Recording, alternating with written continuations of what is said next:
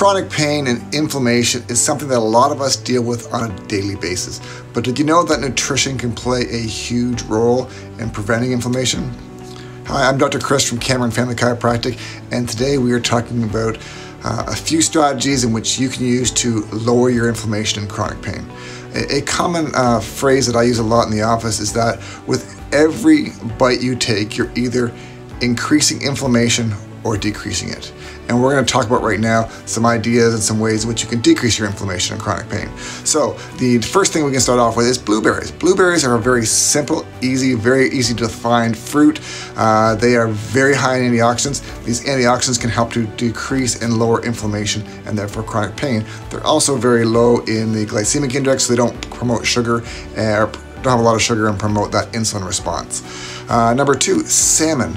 Okay, so salmon is something which is very high in essential fatty acids, particularly the omega-3 kind, and that is very potent in lowering your inflammation. Some things you want to be aware of though is you want to make sure that you're getting good, clean, quality, wild salmon, and certainly not farm-raised.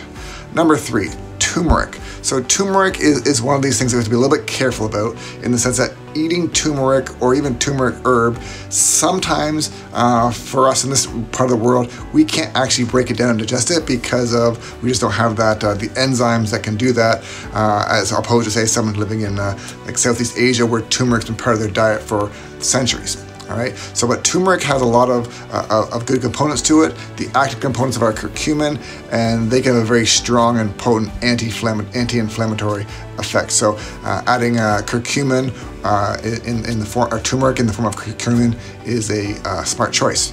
Now, number four, ginger. Ginger is an often overlooked anti-inflammatory.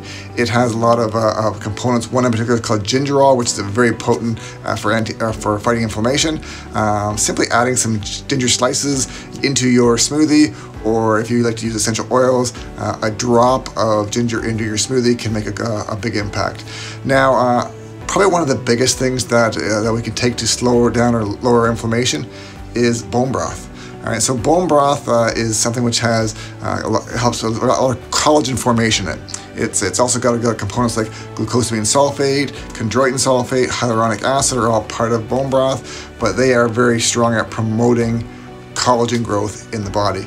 Now, sometimes bone broth can get a little salty and a bit of a dry, boring taste. I find the simplest way to use that is to make a bone broth smoothie. Just adding some collagen-based bone broth protein into my smoothie. Tastes better than, in my opinion, than bone broth, and works just as well.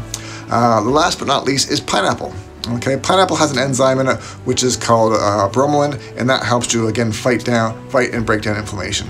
Now, again, bringing this all back full circle is that the reason why fighting inflammation is so important is that when you reduce inflammation, as a chiropractor, I can see people get significantly better results in their care, decreasing their chronic pain, decreasing their inflammation when they combine some of these nutrition strategies along with the care, the physical or the mechanical care they're getting in the office. So I hope this was helpful for yourself. If you have any more questions, comment down below. If you would like to download a PDF with more foods which are going to help to fight inflammation, then just go ahead and click the link down below. Have a great day. See you in the next video.